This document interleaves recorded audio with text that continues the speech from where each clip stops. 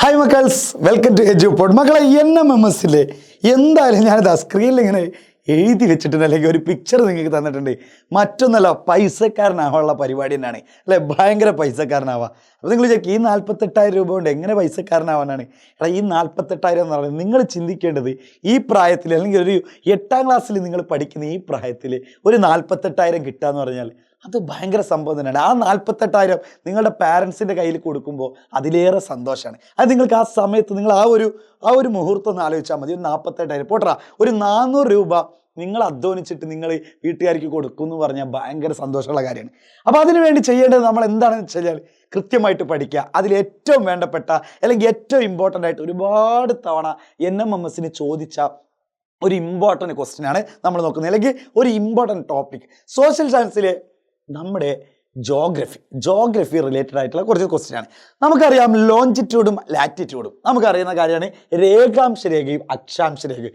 മക്കളെല്ലാവരും globe കണ്ടിട്ടുണ്ടാവും അല്ലേ? Globe കാണാത്തവരില്ല. അപ്പം ഞാനും കണ്ടിട്ടുണ്ട്, പക്ഷേ ഞാൻ അതിൻ്റെ ഉൾഭാഗം ഒന്നും തിരിഞ്ഞു നോക്കിയിട്ടില്ല. പഠിക്കുന്ന സമയത്ത് ഇങ്ങനെ കറക്കാൻ വേണ്ടി മാത്രം ഉപയോഗിച്ചിട്ടുള്ളത്. പക്ഷേ NMMS മക്കൾ അങ്ങനെയല്ല, എല്ലതും വളരെ സൂക്ഷ്മതയോടുകൂടി നോക്കിയ മക്കളായിരിക്കും. നമുക്കറിയാം, ലോഞ്ചിറ്റ്യൂഡൽ ലൈൻസ് എന്ന് പറയുമ്പോൾ ഇങ്ങനെ ഗ്ലോബിൽ ചെറിയ ചെറിയ ബ്ലാക്ക് ലൈനുകൾ അടുപ്പിച്ച് ഇങ്ങനെ കാണാൻ പറ്റും. ഇങ്ങനെയും ലൈൻസുകൾ കാണാൻ പറ്റും.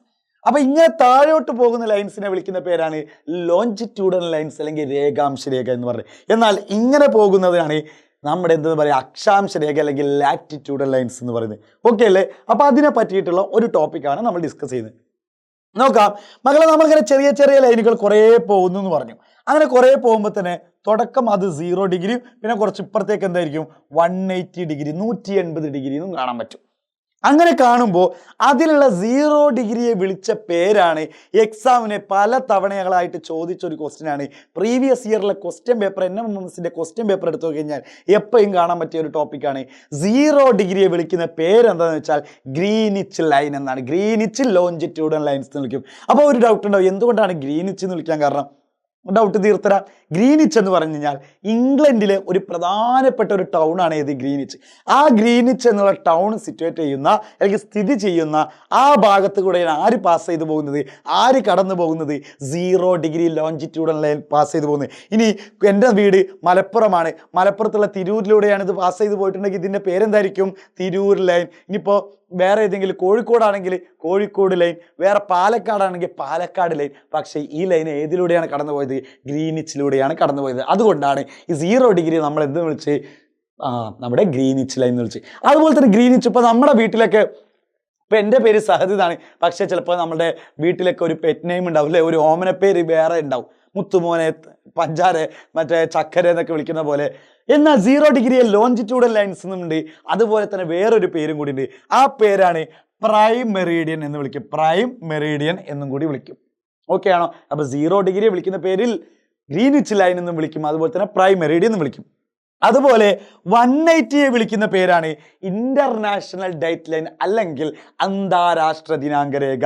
ഇന്റർനാഷണൽ ഡേറ്റ് ലൈൻ അല്ലെങ്കിൽ അന്താരാഷ്ട്ര ദിനാങ്ക രേഖ. മക്കളെ, 0 ഡിഗ്രി ഏതിലൂടെയാണ് പാസ് ചെയ്തു പോകുന്നതെന്ന് പറഞ്ഞു? നമ്മൾ പറഞ്ഞു ഗ്രീനിച്ചിലൂടെയാണ്.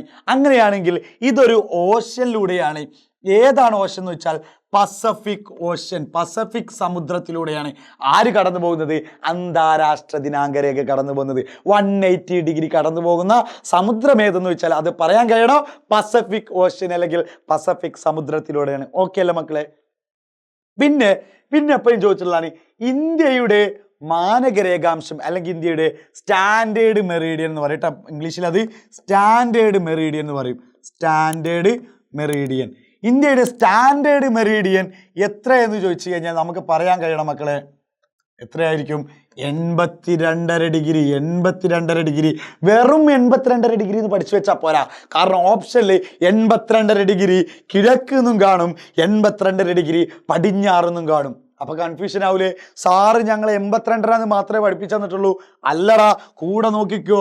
82.5 ഡിഗ്രി ഈസ്റ്റ്, 82.5 ഡിഗ്രി കിഴക്ക്, 82 ഡിഗ്രി ഈസ്റ്റ്, അല്ലെങ്കിൽ 82.5 ഡിഗ്രി കിഴക്ക് എന്ന് പറയും ഇന്ത്യയുടെ സ്റ്റാൻഡേർഡ് മെറിഡിയൻ. അപ്പോൾ എന്താണ് സ്റ്റാൻഡേർഡ് മെറിഡിയൻ, അല്ലെങ്കിൽ മാനക രേഖാംശം എന്ന് പറഞ്ഞാൽ? ഇപ്പോഴത്തെ 10ാം ക്ലാസ്സിലെ കുട്ടികളൊക്കെ പഠിക്കുന്നുണ്ട്.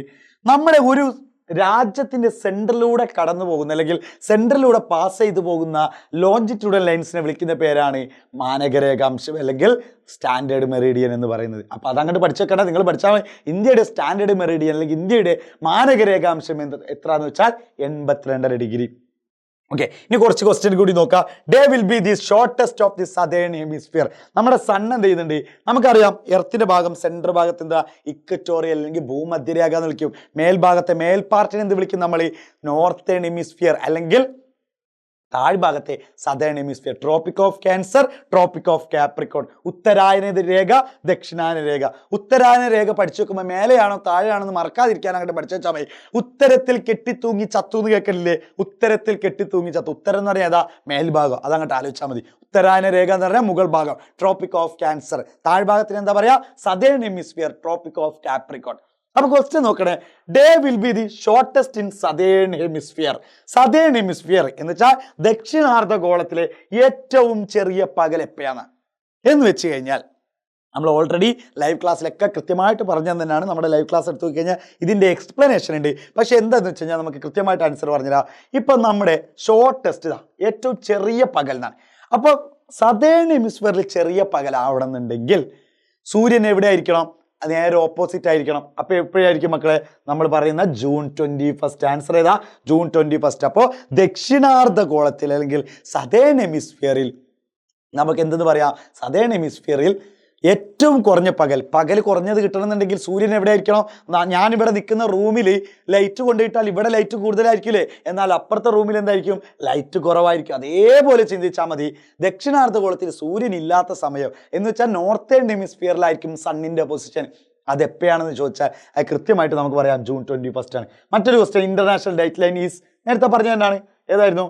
180 ഡിഗ്രി. 180 ഡിഗ്രിയാണ് ഇന്റർനാഷണൽ ഡേറ്റ് ലൈൻ എന്ന് പറയുന്നത്. ഓക്കെ അല്ലേ? അതുപോലെ തന്നെ longest day in southern hemisphere.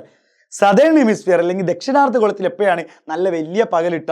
സിമ്പിളായിട്ട് മനസ്സിലാക്കാം. December 22. ഏതിലായിരിക്കും? December 22. ഓക്കെ അല്ലേ മക്കളെ? അതെന്ത് ചെയ്യുക? കൃത്യമായിട്ട് അങ്ങോട്ട് പഠിച്ചു വെക്കണം. ഓക്കെ അല്ലേ? സെറ്റ് അല്ലേ? അപ്പം നമ്മൾ MNMMSലെ ഞാൻ വീണ്ടും എന്ത് ചെയ്യാണ്? വീണ്ടും അത് കാണിച്ചു തരാണ്. ഏതാണ്? ആ 48,000 രൂപ. അത് നമുക്കുള്ളതാണ്, അല്ലാതെ പിന്നെ മറ്റാർക്കുള്ളതാണ്? ഈ 48,000 ഞാൻ എൻ്റെ അക്കൗണ്ടിലേക്ക് വരുത്തിക്കുമെന്നുള്ള ദൃഢനിശ്ചയം എടുത്തിട്ട് ഓരോ ടോപ്പിക്കുകളും പഠിക്കാം. അപ്പോൾ നമുക്ക് വീണ്ടും കാണാം. Bye bye.